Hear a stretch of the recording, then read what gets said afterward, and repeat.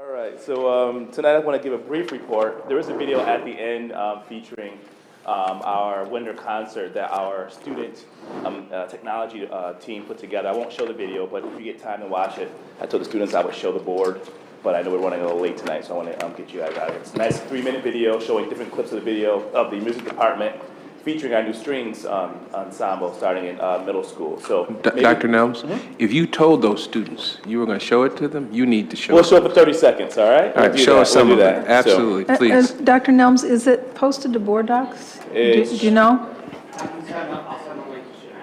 Great, thank you. Yep, already. Thank you. So I just want to give every other month an update on attendance and behavior. And this is just the same charts. At attendance in the lower school, I'm looking for my phone here. We are above 90% in grades 6, 7, and 8, averaging about 92%. And in the upper school, grades 9 through 12, we're above 85%, 86%. And as you see, for our new ninth graders, that attendance rate is 90%. And for the students who are older, we still are trying to re-engage them, which is a struggle for all of our schools, but that number has increased. From 2 years ago, that number was in the 40s. And so we're seeing more kids commit to school, particularly the first semester so far. So we have a robust attendance process that we use. 2 weeks ago, we went out to all of our lower school parents who had not engaged in school yet, formally went to their homes, introduced ourselves. These were not students who were in trouble or who, they just was parents we hadn't reached out to. They haven't attended any events yet. So we made sure we made contact with all of our grades 6 through 8, and we're going to do the same for high school in the near future, making sure we see every single parent possible. The behavior chart, you'll see that it's trending in the right direction, which is down. We did go back and revisit Commissioner Adams, your questions last month around the middle school, and I was correct. It was a small cohort of kids. And we are working with Ibero right now with those group of kids who are struggling with behavior and getting their parents in to do restorative practice around school expectations and outcomes. So thank you for that question last month about some of the lower school kids. It was a blip in last month's report. We continue to provide academic interventions. As you know, the state released recently our community schools grant as well as our PSSG funds, which is to support additional academic interventions and supports for the district. East is one of those schools who received that because of receivership. And we are targeting academic interventions for students grades 6 through 12 after school and also on Saturday school. We'll do 6 weeks before the January exams and 6 weeks before the June exam on Saturdays, but after school 3 times a week for the whole school year. This has been a huge success. We had about 70 kids attend last Saturday and grades 6 through 12 and for targeted reasons, and they continue to move in the right direction. This has been a highly successful intervention, especially working with transportation to provide some community type of support, meaning that the kids are being dropped and picked up at centralized spaces and not being placed on the RTS buses, which has proven to be effective. So thank you to the Transportation Department and for RTS and for student. Recruitment updates. We are recruiting heavily for the beginning of 2018-19 school year. We had a very successful December 7th event. I want to thank Lorna Washington and Jason Taylor and folks at the building, our parent liaison, for working with local schools and getting parents to come out. There are well over 100 parents there on that night, 85 families from 33 included. It was a really spirited event, and people learned a lot about East. Our second event is going to be on January 11th.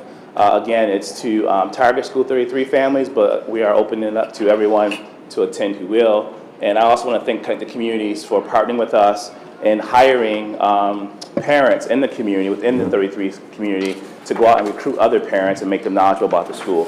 And so there's a lot of support with the local communities around that school, as well as the communities working with businesses to get parents more knowledgeable and aware about the ongoings at East.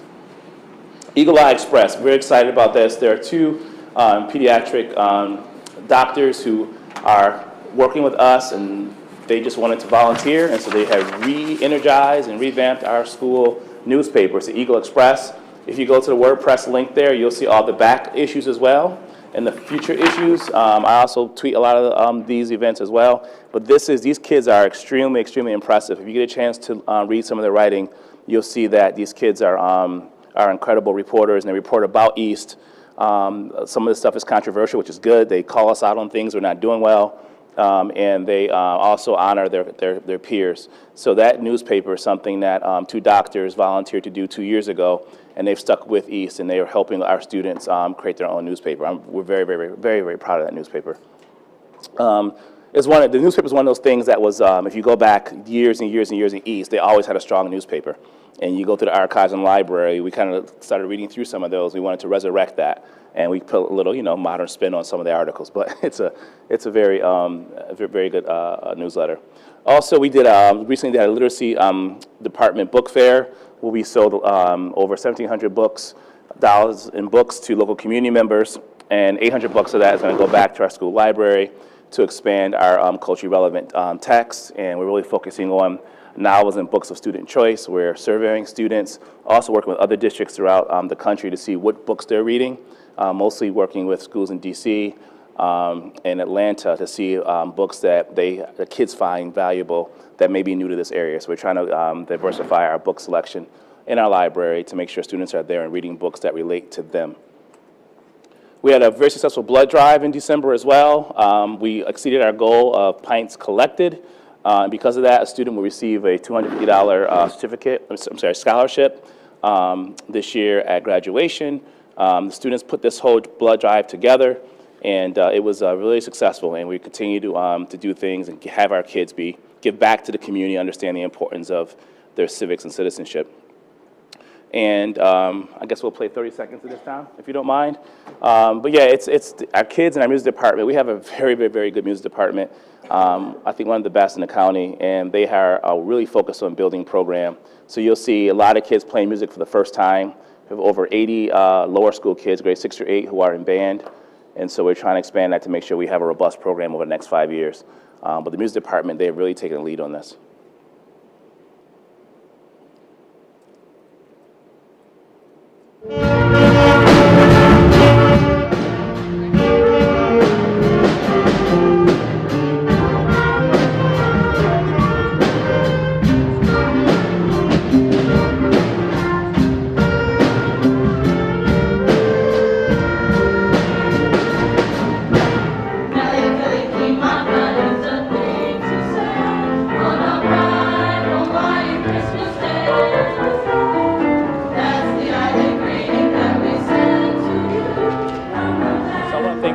Actually put this video together, and Todd from the video department here, communications department, for assisting them in creating a club. We also live streamed the concert for parents in the community who couldn't make it, and so we purchased equipment 2 years ago to live stream our event so that parents who can't get out can actually see it. And by the views that we tracked, I mean, actually, I was at my daughter's performance during this, watching East, took my earphones. So it was kind of cool to kind of be engaged, and we're going to do some of our basketball games and other art exhibits too in the future. We'll make that known to the board. Jazz piece? Yeah, it was a nice jazz piece. No, you're right. All right, go ahead. So this is our student and staff jazz.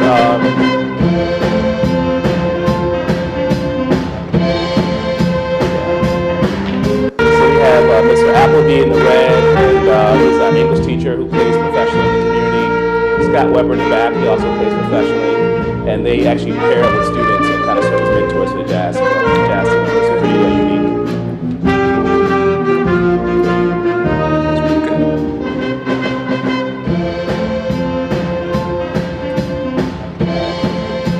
Jose gets what he wants tonight. That's right, that's right. So I just want to thank the board, and again, Jose and Malik, it's been a pleasure. I've got a chance to know you all for about 10 years now, going back to when I was a school chief here, about 10 years now. And that's been incredible, and I really support you when I see you all in the community doing the work outside the board, and I look forward to working with you both in the future. Right. And any questions for Dr. Nelms? Thank you, Sean. All right, thank you. Thank you. Happy holidays.